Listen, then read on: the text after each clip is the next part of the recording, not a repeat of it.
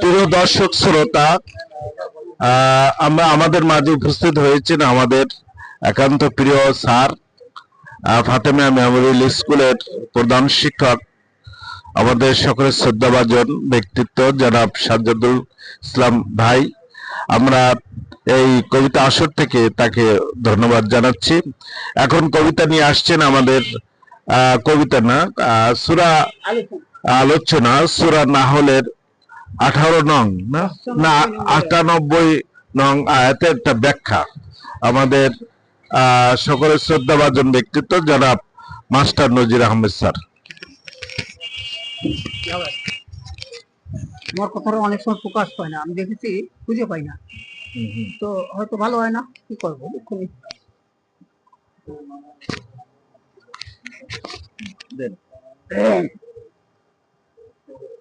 বিসমিল্লাহির রহমানির রহিম। সম্মানিত সঞ্চালক মহোদয়, উপস্থিত আল্লাহ সরকার ডিগ্রি কলেজের প্রফেসর সাহেব, আমার শ্রদ্ধ মুরব্বী আব্দুল সামাদ ভাই, উপস্থিত আমার স্নেহ ছাত্র সাজ্জাদুল ইসলাম, উপস্থিত সিনারি সরকারি মাধ্যমিক বিদ্যালয়ের শিক্ষক, উপস্থিত ভাই কি নাম কাসেদ ভাই, আসসালামু আলাইকুম।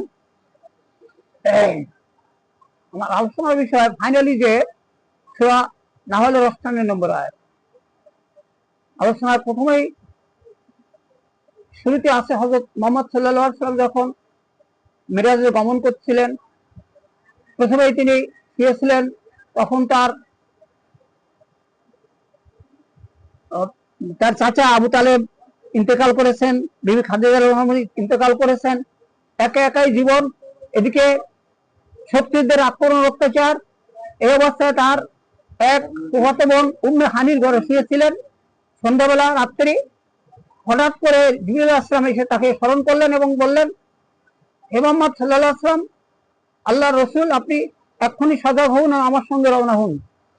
তিনি তখন উঠলেন এবং ওনাকে নিয়ে বুরাকে চড়াইয়ে মসজিদুল আকসা ওখানে নিয়ে সিনাসাক করলেন এবং মসজিদ আকসায় গিয়ে সকল নবী রাসূলদের উপস্থিত দেখে উনি আশ্চর্যান্বিত হলেন এবং সেখানে 2 রাকাত নামাজ পড়া হলো। সকল নবী রাসূলগণ ফাতেমা সাল্লামকে ইমামতির জন্য হাত ধরে এগিয়ে দিলেন। অতঃপর শুরু হলো মহা পর্যটন। বুরাক চলছে, এক একটি কদম চলছে দিগন্তের সীমানা পর্যন্ত। হঠাৎ করে রাসূল সাল্লাল্লাহু আলাইহি ওয়াসাল্লাম লক্ষ্য করলেন কারা এবং কে যেন অগ্নির পিণ্ড ছুঁড়ে মারছে। রাসূল সাল্লাল্লাহু আলাইহি ওয়াসাল্লাম ভয়ে শিউরে উঠলেন। এই সময় জিবরাইল আলাইহিস সালামকে জিজ্ঞেস করলেন, হে জিবরাইল, ওগুলো কি? জিবরাইল আলাইহিস সালাম উত্তর করলেন, হে আল্লাহর রাসূল, আপনি উচ্চারণ করুন আউযু বিল্লাহি মিনাশ শাইতানির রাজিম এবং এ বলে ফুঁকবেন। সঙ্গে সঙ্গে অগ্নিপিণ্ডগুলো থেমে গেল। তখন জিবরাইল আলাইহিস সালাম বললেন,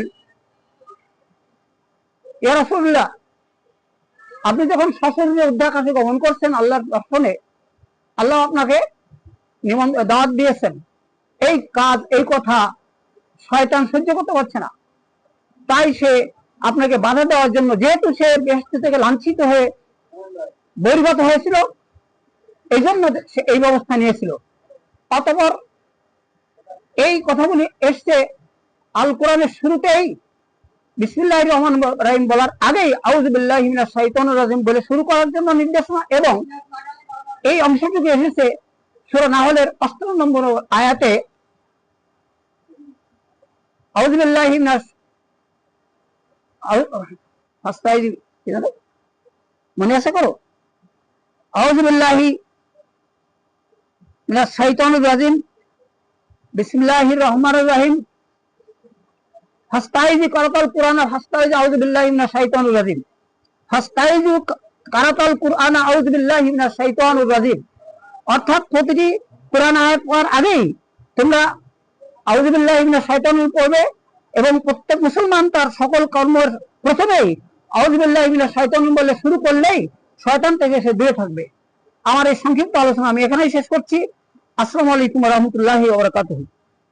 ধন্যবাদ স্যারকে। স্যার নাউজুবিল্লাহ এবং কেন আমাদের করতে হবে সেই বিষয়ে উনি অত্যন্ত চমৎকার ভাবে কথা বললেন।